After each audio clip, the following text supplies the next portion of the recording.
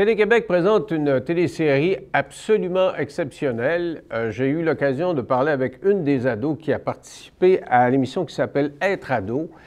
Et j'ai été époustouflé de l'intelligence de cette jeune fille. Je me suis dit, il faut que j'en invite d'autres qui viendraient me parler de cette série-là. C'est une série qui a été filmée sur 5 ans. C'est des jeunes qui ont commencé à être filmés dans leur quotidien, en secondaire 1, jusqu'au secondaire 5. Alors imaginez-vous la transformation physique, morale, intellectuelle qui se produit au moment où on est ado, on est en plein cœur de l'adolescence. Alors, on va parler avec des ados qui vont nous parler de leur expérience d'avoir vécu ça sous l'œil de la caméra, mais aussi de ce que c'est que d'être un ado en 2024. Avec moi, Noah et Victoria. Salut! Bonjour. Allô? Bonjour. Alors, si j'avais à vous demander, c'est quoi cette série-là, tu me résumerais ça comment?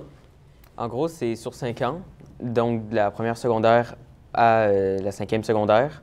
Ils nous ont filmés sur plein de sphères de notre vie, donc ils sont venus un peu à l'école, ils sont venus dans nos activités qu'on fait, par exemple, dans nos passions, chez nous aussi, pour vraiment voir notre évolution, autant physique que psychologique, au fil de notre adolescence. Puis je dirais aussi il était aussi là dans les moments moins bien, les moments bien, les moments très bien de notre adolescence. Justement, quand tu as un moment moins bien, puis tu as une caméra en avant, là, je ne sais pas, tu as de la peine. Est-ce que tu oubliais la caméra ou tu avais de la peine pareil? Qu'est-ce qu'elle faisait dans ta vie, la caméra? Là? Bien, quand je faisais ça, avec le temps, on parlait beaucoup plus de choses parce qu'on était moins gênés. Mm-hmm. Puis, mettons, en secondaire 5, j'étais moins gênée dans mes moments plus difficiles qu'exemple en secondaire 1. Là. Ah ouais. Au début, c'était plus difficile. Là. Comme quoi, parle-moi d'un moment difficile que tu as été capable de traiter la télé. Un moment difficile, je dirais, lors que mes parents, à l'époque, qui ont failli se séparer. Là. Mhm. Ça a été un moment difficile, puis je suis pas quelqu'un qui aime pas discuter, mais genre exprimer mes émotions et tout. Là.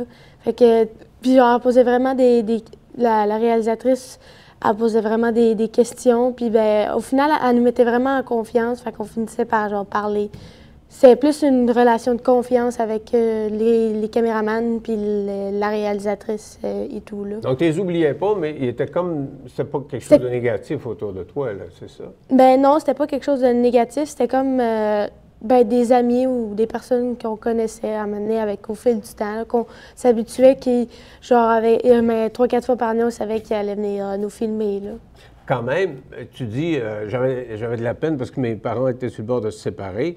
C'était comme une psy, dans le fond, l'animatrice, non? Si tu dis que normalement, j'aurais pas parlé, mais là, j'étais obligé de parler. Ça t'a fait une thérapie? Ben, c'était pas une psy, mais mettons, c'était. Tu sais, elle essayait de nous parler. Tu sais, même. Ça faisait comme une psy, elle l'était pas, Oui. mais c'est ça que tu Puis faisais. même à l'extérieur, des fois, elle nous parlait. Puis c'était vraiment, vraiment le fun. Là. On pouvait se confier à du monde qui nous comprenait, puis en même temps, qui était comme au travers de nos vies, mais qui était comme pas là, mais là. Genre, Des observateurs. Ouais, c'est ça.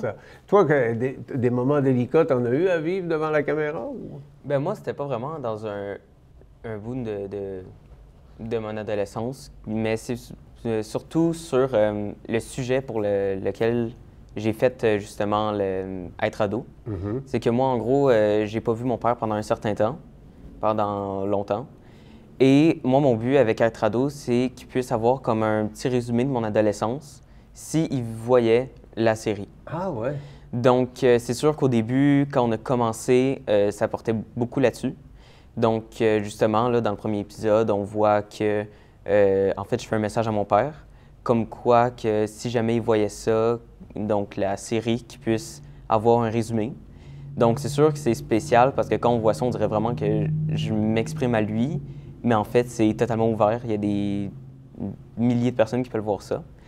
Donc... Tu avais 12 ans à ce moment-là, 12-13 oui, ans? oui, j'étais en première secondaire, vraiment, c'était vraiment... Ça faisait longtemps que tu l'avais pas vu? Oui, ça faisait au moins 3-4 ans que je l'avais pas vu.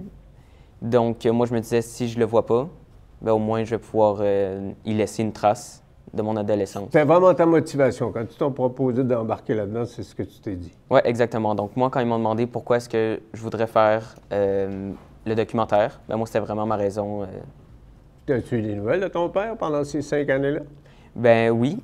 En fait, je veux pas spoil rien, mais j'ai eu des nouvelles, je l'ai vu au fil des années. Et ben là, justement, on voit l'évolution. Et Quand tu vois ces images-là, toi, c'est ça qui doit être drôle, parce que moi, je fais juste regarder, je vous connais pas, là. Puis je vois les images de secondaire 1, puis les images de secondaire 5, puis j'ai des enfants, puis je me souviens d'eux en secondaire 1, puis en secondaire 5. Vous n'êtes plus les mêmes personnes, là. Qu'est-ce que ça vous fait de vous voir, vous autres, dans ces images-là?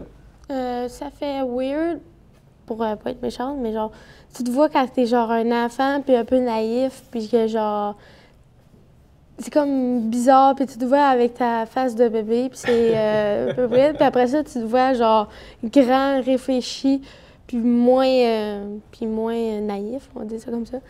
Ben, fait que ça fait ben, pas changement, mais ça fait, tu sais, il y a des affaires que tu te rappelais même plus qu'on avait dit en secondaire 1, puis ça fait OK. Ça c'est comme fait bizarre, là. C'est toi un bébé ou quoi? Ben, pas moi bébé, mais les trucs que j'ai vécus ou les trucs que j'ai dit, genre, il y a des affaires que je me rappelais même plus moi-même, là. Et toi? puis vraiment, en fait, on voit une évolution de la maturité, c'est sûr. Donc, en fait, ce qu'ils ont fait, c'est qu'ils nous ont posé 3 questions sur, je pense, c'était quoi notre rêve, qu'est-ce qu'on voulait faire plus tard, et une autre des questions, je m'en souviens plus, et ils nous l'ont redemandé 5 ans après. Ça a-tu changé? Et Ça a vraiment Ah, changé ouais? parce qu'on voit. Pour tout le monde? Ben, en tout cas, moi, je sais que oui. Je sais pas pour toi, mais il y a des rêves que j'avais qui se sont réalisés au fil des années. Mais Pourquoi?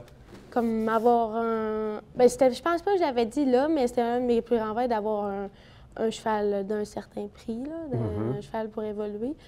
Puis de justement aller faire c'était un road trip dans l'Ouest canadien, mais là, je fais un road trip au Texas. T'en vas au Texas, là, Oui, avec ta mère. Oui, ma mère, une de mes amies, puis ma petite sœur, c'était là. Parce que t'es une fille de cheval. T'as été élevée sur une ferme, puis t'aimes ça des chevaux. Oui, j'ai été élevée sur une ferme. Ce qui m'a fait aimer les chevaux, ben, c'est ma tante qui habite au Texas, justement, qui avant habitait en Alberta. Depuis, c'est comme mon modèle, parce que j'ai jamais eu de grand frère, grande sœur, puis même de cousin, cousine. Puis j'ai toujours trippé sur ce qu'elle faisait quand j'étais petite. Fait que je voulais comme un peu suivre son modèle, mettons. Mais ça, tu dis, je l'avais toujours en moi. Ce que tu dis, toi, Noah, c'est que tu en avais des rêves qui sont plus pantoute les mêmes aujourd'hui. As-tu des rêves différents par rapport à... Bien, j'ai des nouveaux rêves, là. Comme? Mettons, d'aller faire de la compétition de reining aux États-Unis, plein de choses. Mais c'est lié aux chevaux toujours. Oui, c'est lié aux chevaux toujours, d'avoir ma propre ferme ou mon propre ranch. Et puis tout ça, mais les rêves évoluent au fil des années, là. Mettons, peut-être qu'ils sont plus les mêmes, mais ils se suivent. C'est ça, il y a une logique là-dedans. Noah, toi, as-tu viré à 90 degrés des fois ou c'est la même chose? ouais, ben moi, c'est quand ils m'ont demandé c'était quoi mon rêve, j'ai répondu avoir la dernière Xbox. Ouais, c'est sûr que tu avais 12 ans. Oui, c'est ça. Donc, mais justement, pour en venir à ça, c'est qu'on voit que vraiment tes priorités changent. Puis des fois, tu te dis pourquoi est-ce que j'ai dit ça? C'est comme. Ouais.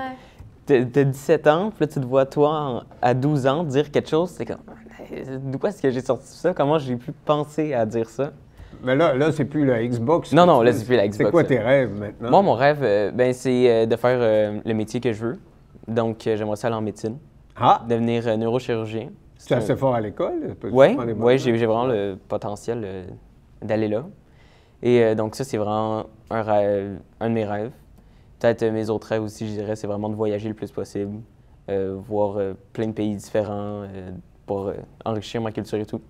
Mais vraiment, on voit que ça change énormément. C'est ça, je trouve, qui est amusant avec le documentaire. C'est que nous-mêmes, on se voit d'une vue extérieure de comment est-ce qu'on a changé avec le temps. Parce que peut-être que juste comme ça, on peut dire « Ouais, OK, j'ai changé physiquement », mais on ne voit pas vraiment d'une vue comme à la troisième personne de qui est-ce qu'on est et comment est-ce qu'on a évolué. Je trouve que c'est vraiment une belle chose du documentaire. Ben, c'est ça, une caméra. Moi, puis, Ben, c'est ça. je veux mettre autre chose aussi. Mettons, dans 5 ans, on se revoit, genre, on voit le documentaire, on le réécoute. Ben, même encore là, on va avoir une vision différente de tout ça. Puis, Oui, c'est sûr. Mais est-ce que vous vous connaissez, parce qu'en principe, ils vous suivent chacun dans vos vies, est-ce qu'une fois par année, vous êtes rencontrés toute la gang ou jamais vous êtes vus? En fait, on s'est rencontrés en octobre 2023, tout ensemble, mais juste avant, on s'était jamais connus, à part Noah puis je pense Ouais. Ben. Ben moi, il y a moi puis un ami, c'était un de mes meilleurs amis, là, vraiment au primaire. Avant, là, tu le connaissais? Oui, au depuis longtemps. primaire. Puis on était les deux seuls qui se connaissaient parmi les 11-12 jeunes. Et en fait, pendant les 5 ans, à part nous deux, il n'y a personne qui s'est vu ni communiqué. Vraiment, on ne savait même pas qui étaient les jeunes qui participaient. Parce qu'on voulait, je pense que c'était vraiment un côté qu'on ne voulait pas être comme influencé. Mhm. Et vraiment, justement, en octobre, la production a comme organisé une fin de semaine avec tous les jeunes. Quand on arrive là, puis il n'y a personne qui se connaît, mais on arrive tout en même temps. Puis Tout le monde, genre, se met à parler comme si tout le monde se connaissait. Parce Genre, que vous avez regardé la série quand même. Non, on n'avait même pas regardé la Vous l'avez série. même pas regardé parce encore? que justement, la fin de semaine était faite pour qu'on regarde les épisodes qui avaient été montés. Donc, on a vu, je pense, 5 épisodes environ. Et vraiment, ce qui est fou là-dedans, c'est que quand on s'est vu, on était un petit peu comme distants les uns des autres, mais vraiment, là, ça a pris 5 minutes. Puis tout le monde se parlait, on jouait au billard en haut, au baby-foot, dans le chalet qu'il avait comme loué. Puis, Moi, je me rappelle, genre, parce qu'en fait, il nous amenait là-bas, là, c'est pas nous autres qui allaient directement. Puis moi, j'étais avec une autre fille, Amy, dans le char, puis genre, ça a pris genre 3 secondes, puis on s'est mis à parler genre tout le long dans le char, comme ça. Des chums de suite, là. Ouais, c'est ça.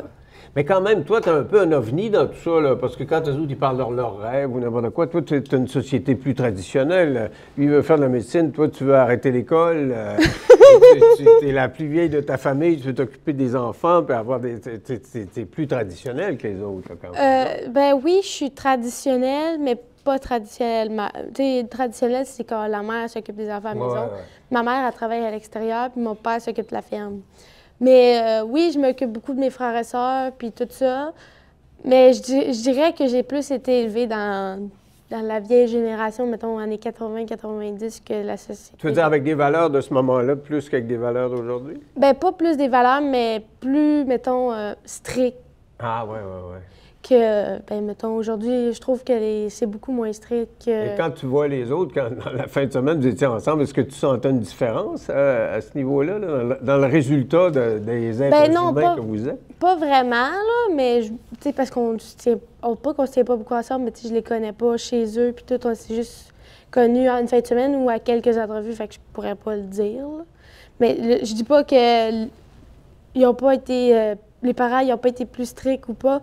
Mais je parle pas d'être ado, mais je parle des jeunes enfants en général. Ils ont plus le droit de faire ce qu'ils veulent que ce que moi, j'avais le droit de faire. Ah, OK, c'est ça que tu vois. Mais quand même, dans la réalité d'aujourd'hui, tu parlais de séparation tantôt, du fait que tu n'avais pas vu ton père. Dans la gang, il doit y en avoir beaucoup qui ont vécu des séparations aussi, non? Mais justement, c'est ça qui est intéressant, c'est quand on s'est tous rencontrés, on voyait pas un petit peu comme l'arrière-plan des personnes qu'on voyait, donc les 11 ados. Et justement, il y a une autre fille, Rachel, qu'elle aussi, elle vit un petit peu la même chose, qu'elle ne voit pas son père, justement, parce que je pense qu'il habite comme aux États-Unis. Donc, on a vu qu'on avait tout un petit peu une connexion quelque part, un lien qui nous unissait, donc peu importe. Et justement, quand on s'est vu pour la première fois, on est comme « Ah, OK, c'est des personnes normales ». Et quand on a visionné les 5 épisodes, on était tous assis ensemble. Puis là, on voit chacun comme vraiment l'arrière-plan de leur vie, de qui est-ce qu'ils sont. T'as André qui vient de la série, vraiment, qui ont quitté à cause de la guerre, qui disait qu'il voyait les bombes tomber du ciel. Donc, vraiment, à chaque fois, on voyait un petit bout. C'est quand même assez touchant de voir que quand on voit une personne, on ne sait pas vraiment qui est-ce qu'elle est. Ouais. Puis, vraiment qu'on connaît rien d'elle. Moi, j'ai toujours dit, puis j'ai fait un tas d'entrevues, j'ai toujours dit que les gens étaient beaucoup plus compliqués que l'image qu'on avait d'eux autres. Oui. Exact. Des fois, tu vas voir, je sais pas, les gens lancent des tomates à un premier ministre, puis c'est quand même un père de famille avec ses amis. La même chose, un bénéficiaire d'aide sociale qui a été malade, a eu des aspirations, puis il y a une vie, puis il y a des amis. Tu sais, je veux dire, on a le jugement très facile juste avec la face du monde, là. Parlez-moi des valeurs, parce que moi, je me disais, il faut que j'invite des jeunes, puis tant qu'avoir des jeunes, On parle tout le temps de vous autres, là, tu sais, les analystes, ah, les jeunes sont aussi, puis les petits lapins, là, il y a des commentateurs qui parlent de vous autres comme des petits lapins, vous êtes toujours fâchés après tout le monde, vous êtes offusqués. Non, parlons des écrans, là, parce qu'il y a le chef du PQ qui dit qu'il faudrait réglementer. Les jeunes sont trop devant un écran, ils sont absorbés, puis ça a des effets sur leur habilité sociale. Êtes-vous tout le temps sur votre téléphone ou devant les ordinateurs? Êtes-vous trop souvent là-dessus? Comment vous voyez, vous autres? Ben, ça dépend. Des fois, on est peut-être des journées plus que d'autres, là. Mais je dirais qu'aujourd'hui, la plupart de la vie, même de ceux-là qui chialent, là, sont sur les ordinateurs et sur les téléphones. Parce qu'aujourd'hui, tu tapes sur Google, ça prend 3 minutes, puis tu as tout ce que tu veux, là. Tu peux chercher, tu peux swiper pendant 3 heures de temps. Fait que c'est facile de passer beaucoup de temps sur son téléphone. Selon moi, on ne devrait pas le réglementer. Mais mettons, c'est fait partie de notre société aujourd'hui. On peut plus. C'est comme. Comment je pourrais expliquer ça? Mais c'est quand même, ça fait spécial de voir que dans certaines classes, là, il y a eu des changements à cet égard-là, puis justement, le PQ veut que les changements soient plus universels, mais que dans certaines classes, il y avait des gens avec des téléphones. Moi, j'ai enseigné une session, puis je sais pas, avoir vu des gens avec la tête dans le téléphone, j'aurais pas aimé ça. Bien, c'est.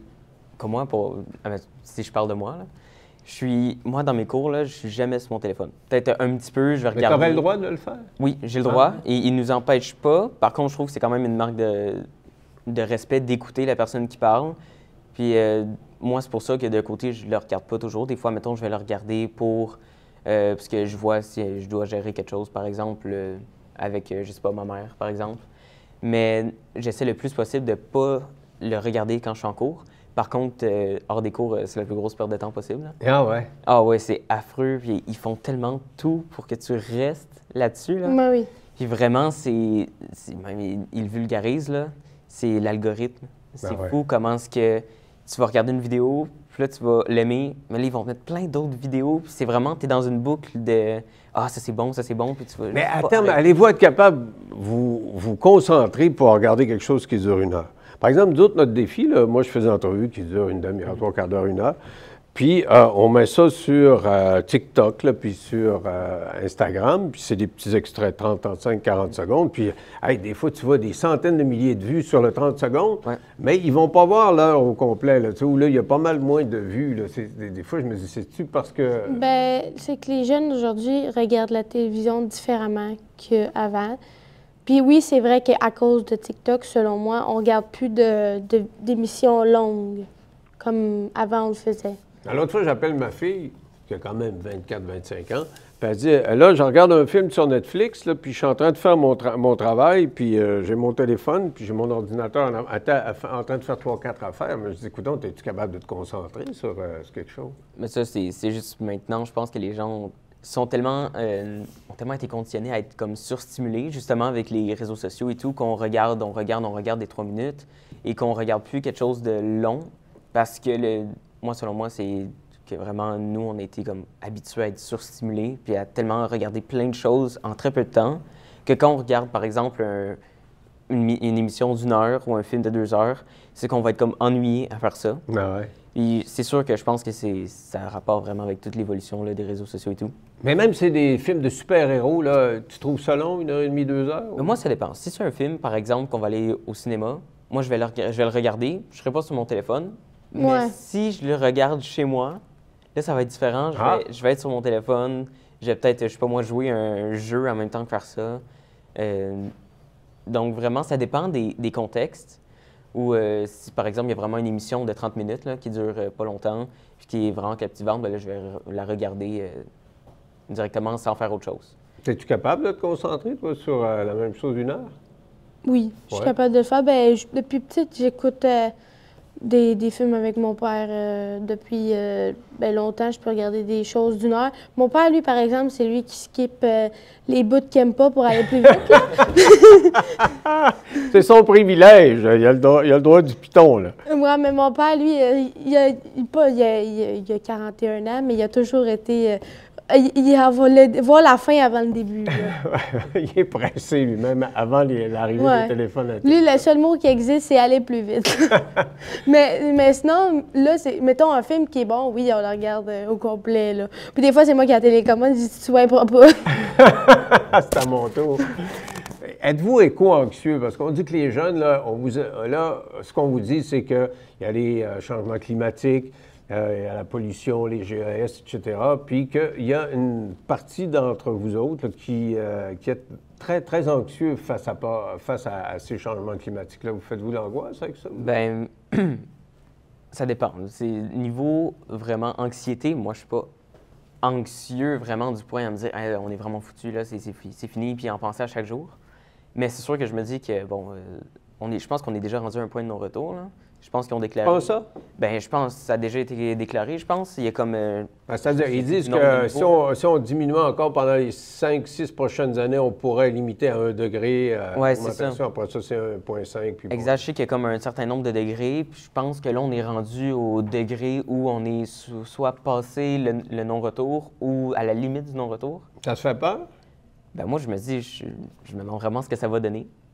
Puis là, en plus, je pense qu'ils n'ont pas l'air à trop savoir où se garrocher. Et que c'est un petit peu contrôlé par... Parce qu'ils en parlent Du mauvais vraiment côté. beaucoup moins, là. Genre, ils savent pas trop où s'en aller. Ouais, c'est ça. Puis je trouve qu'ils mettent pas les priorités aux bonnes places. Comme quoi? Ben, c'est parce que, par exemple, on va parler des véhicules électriques, OK? Puis que d'ailleurs, là, je pense que c'est comme Toyota qui a annoncé qu'il allait retourner au gaz parce que niveau économique, c'est... Mais Toyota, ouais, c'est ça. Ils ont C'est été ça, les premiers avec les Prius et compagnie. Exact. Mais ça a l'air qu'ils travaillent sur l'hydrogène. eux autres. Oui, mais aussi c'est parce que quand on regarde que partout ce qu'on fait, c'est lié au pétrole. Donc les banques, là, ils utilisent notre argent qu'on met pour aller investir dans des industries pétrolières. Donc est-ce qu'on serait mieux de viser ces compagnies-là, de les empêcher d'investir là ou de nous empêcher de conduire une voiture? Puis tu vois ça comment? Ben, moi, je pense qu'on devrait vraiment s'attaquer aux géants plutôt qu'aux plus bas de l'échelle. Moi, je suis un peu Comme d'accord avec toi. l'agriculture, on bâche beaucoup sur l'agriculture au niveau de Exact. ça. On dit qu'on pollue, puis nanani. Mais les vaches polluent, genre, même pas ce qu'une voiture pollue à une journée. Là. Ouais. Exact. Puis, On dit que Les les vaches en pètes un de an. vache, ça crée des GES. Ça pète Oui. trop, les vaches. Mais ça dépend de quelle façon ils sont élevés. Si tu as des gros élevages comme aux États-Unis, oui, ça pollue beaucoup. Mais les élevages responsables, comme on a au Québec ou au Canada, ou même en France, sont beaucoup plus... Il n'y en a pas beaucoup, mais mettons, comme je lisais un article l'autre fois, comment je dis, les vaches, ben mettons, l'agriculture représente 5 de la pollution du 95 Non, c'est sûr qu'on en met tout. Moi, j'ai acheté des vaches, puis il y a juste une personne, on remarque, là, qui me dit ça, mais ça n'a pas de bon sens. Là. Tu contribues à polluer la planète parce qu'ils vont péter. Les cinq contribue. vaches. Ben, c'est parce Ça que pollue vous la autres planète. aussi, c'est que nous aussi, on pollue, on pète comme les vaches. Ben oui, c'est ouais, ça. Fait que exactement. c'est exactement la Faut-tu falloir arrêter de péter, ça va pas l'aller. Ben là, je sais qu'ils ont réussi à faire quelque chose, c'est qu'ils injectent une certaine bactérie, je pense, dans les intestins des vaches Ah, j'ai pas vu ça. pour empêcher que les bactéries qui sont dans les intestins produisent le méthane. Ah, OK. Donc, ils veulent déjà comme essayer... Pour les flatulences, là, qu'elles Exactement. soient moins remplies de méthane. Exactement. Puis moi, je trouve, ben, justement, pour les agriculteurs, on leur crie beaucoup dessus, mais je veux dire, sans eux, on serait quoi?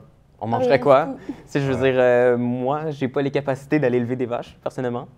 Donc, c'est pour ça qu'il faut des personnes de plein milieu.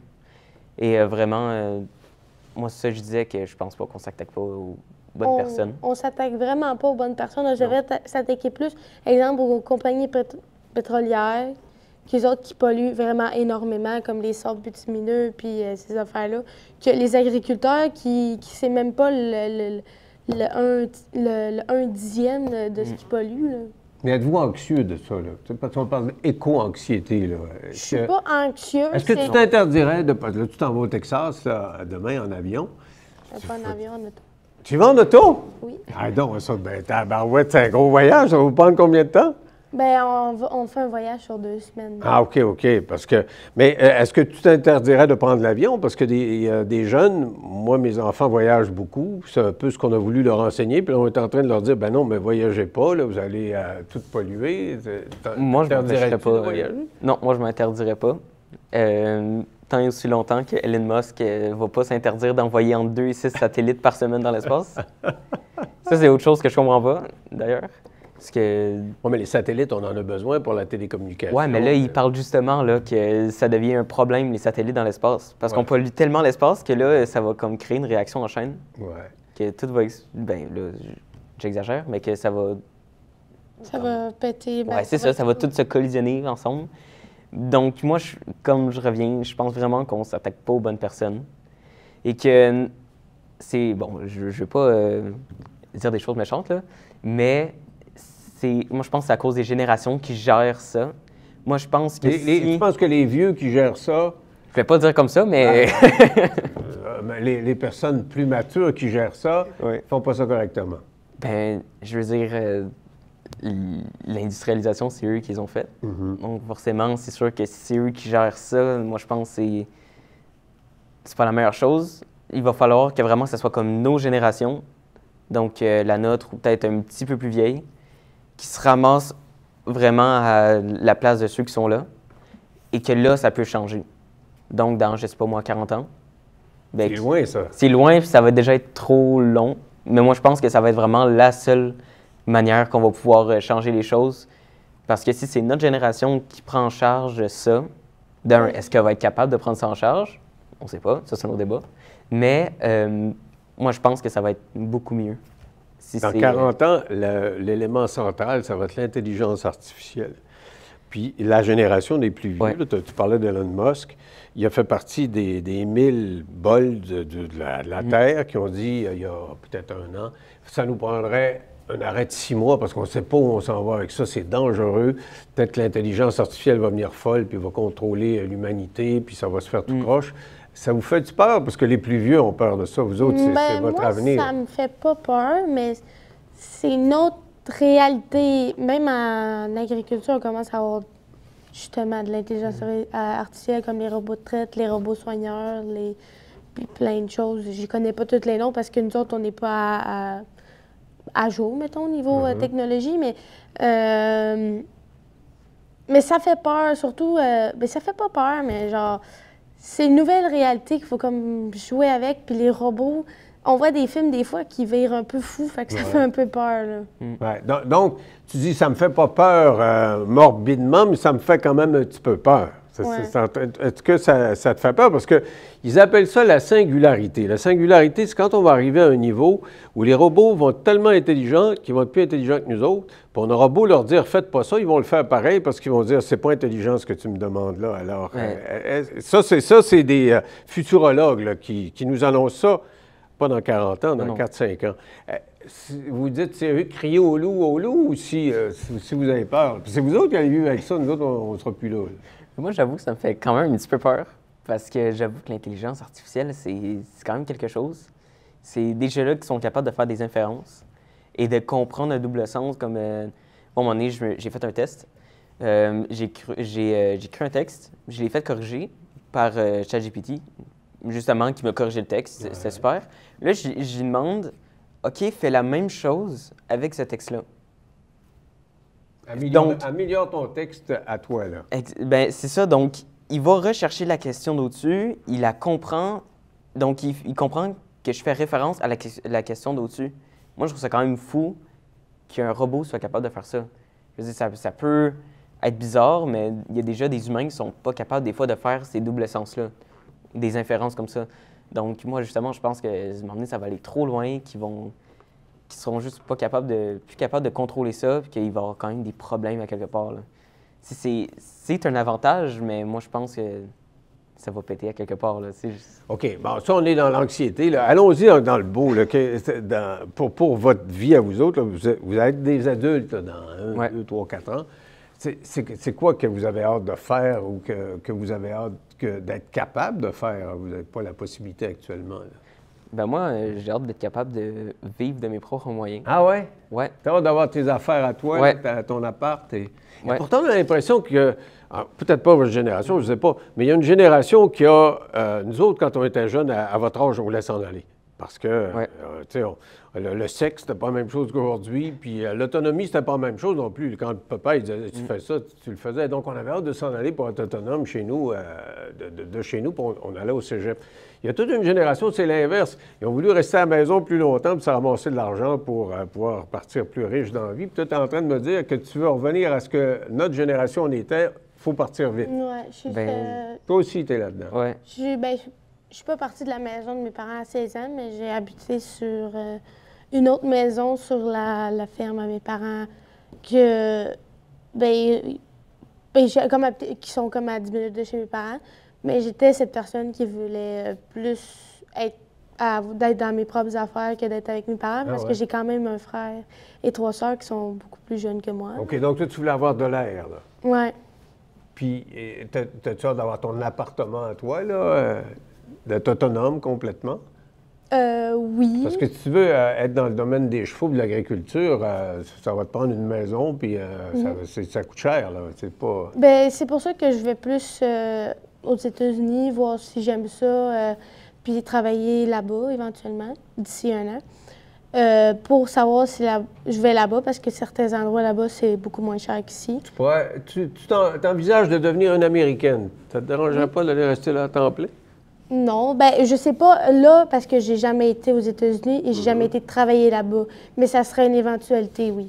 Oui, parce qu'on dit que votre génération, puis mettons, à part la mienne, pour les jeunes, le monde, c'est votre pays. Là. Tout le monde veut découvrir le monde, aller rester ailleurs, c'est pas la fin du monde.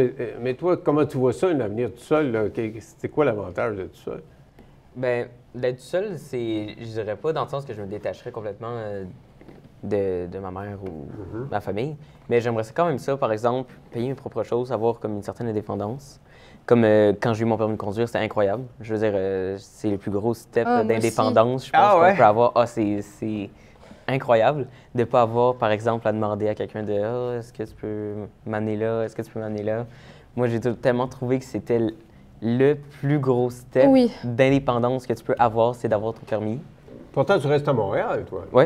Parce que moi, je connais des Montréalais, des jeunes Montréalais qui n'ont pas de permis de conduire à 27, 28, 30 ans parce qu'ils sont à Montréal puis ils n'ont pas ce besoin-là. Moi, je venais de Roberval au Lac-Saint-Jean. C'était pas ton auto à 16 ans, là. C'était pas avoir ton auto, mais avoir accès à l'auto de tes parents.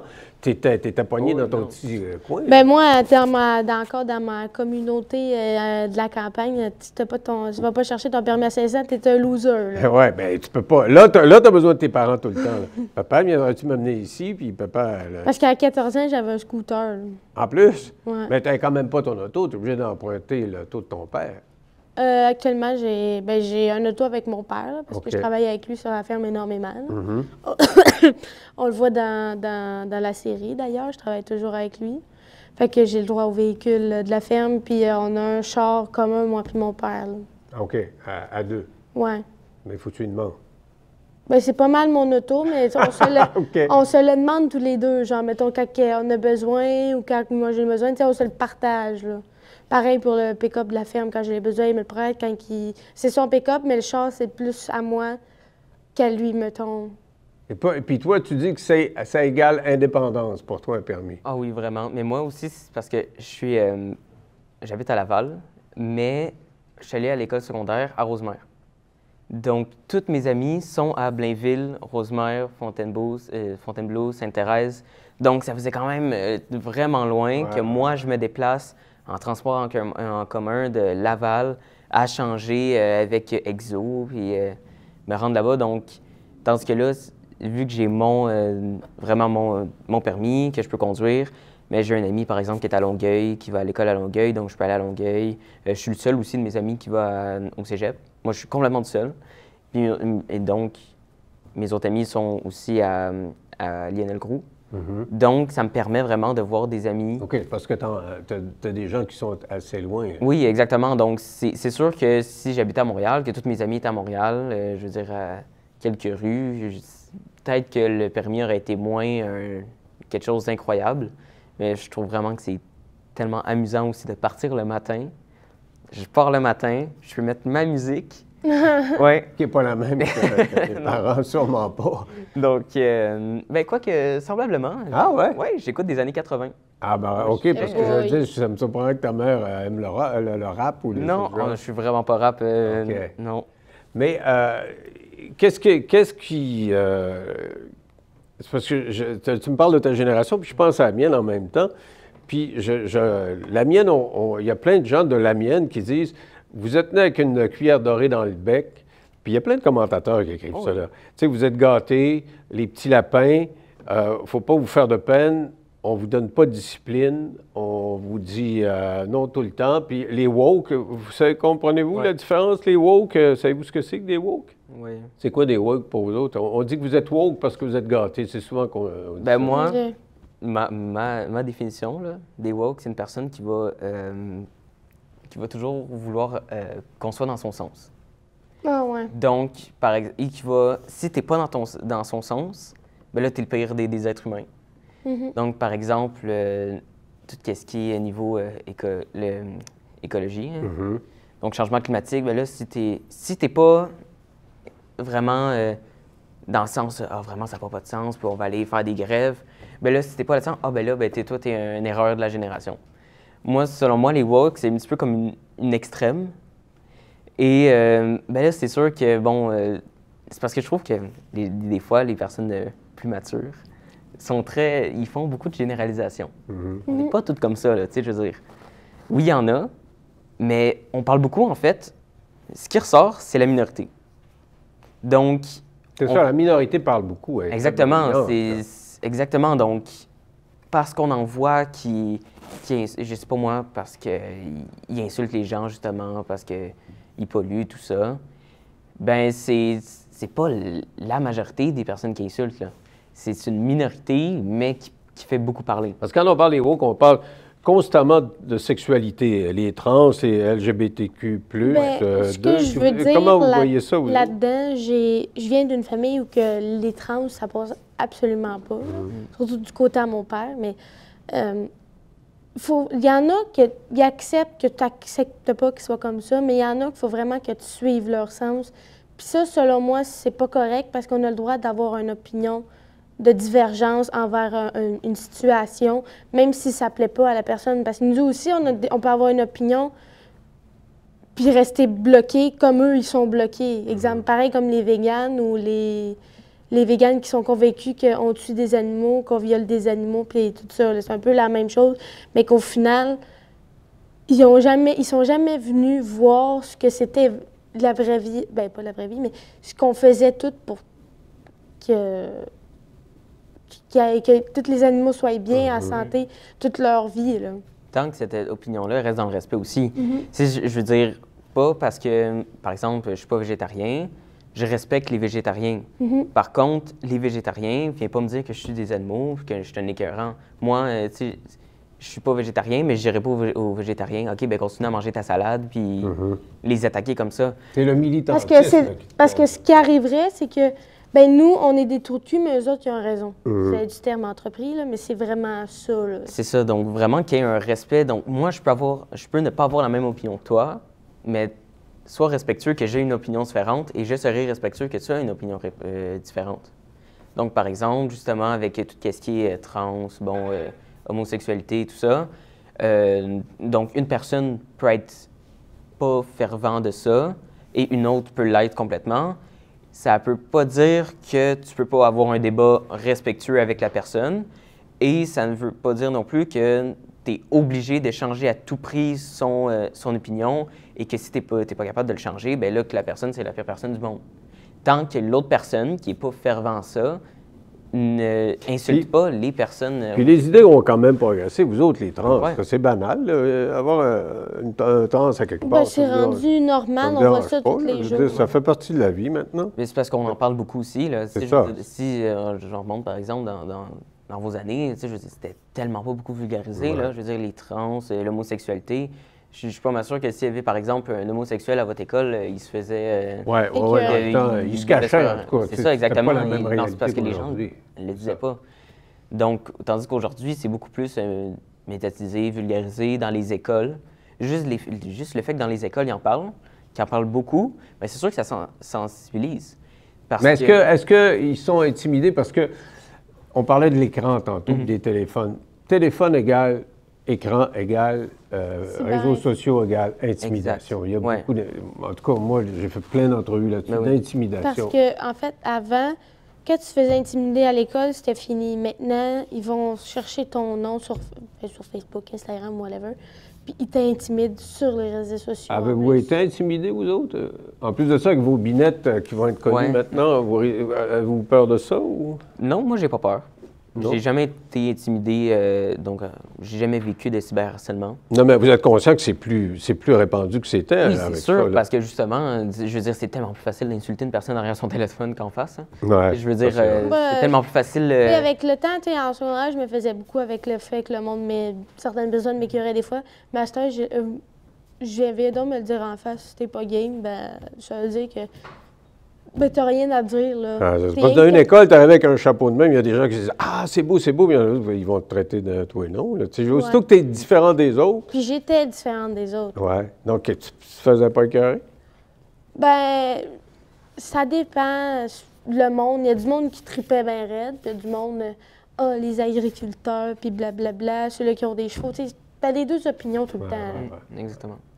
Écoute, quand ça passe comment ça fonctionne à Télé-Québec? C'est distribué à partir de cette semaine ou depuis quelques semaines? C'est en ondes? C'est en ondes depuis janvier. 11 janvier. 11 janvier, oui. Il y a un nouvel épisode qui sort à 8 h à tous les jeudis. OK. Et en reprise, je pense, le samedi, dimanche. On va regarder ça. Moi, je suis bien content de vous avoir rencontré. Vous voyez comment la suite des choses? Mettons, je vous mets, là, parce qu'on a parlé des vieux et des jeunes. Quand vous allez être vieux, là, dans 25 ans, là, vous allez faire quoi? Vous allez être quoi? Qu'est-ce que vous aimeriez être? Hein? Une belle question de fin, ça, tu sais. Ben, dans le sens... Voulez-vous des enfants? OK, oui. Ouais, oui. Moi, je suis plus t'en as moins sûr. dans l'optique... ça arrive pas, ça arrive pas, là. T'es sûr que tu veux des chevaux, des enfants moins? Bon, moi, mes chevaux, c'est mes enfants, là. Puis, pour réussir sa vie, il faut être avec le même conjoint toutes ces années-là?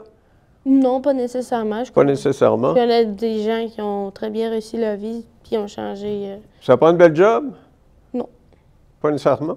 Ça dépend le style de vie que tu veux. Genre, si tu veux une petite vie paisible avec une petite maison ou un enfant de même, tu vivras pas le même train de vie que quelqu'un qui veut un gros ranch, là. Ça dépend de la grosseur de ton rêve. Merci beaucoup, ça a été un grand plaisir. Je vous donne le coude parce que je suis pas mal enrhumé. Ça a été bien le fun. Bye bye.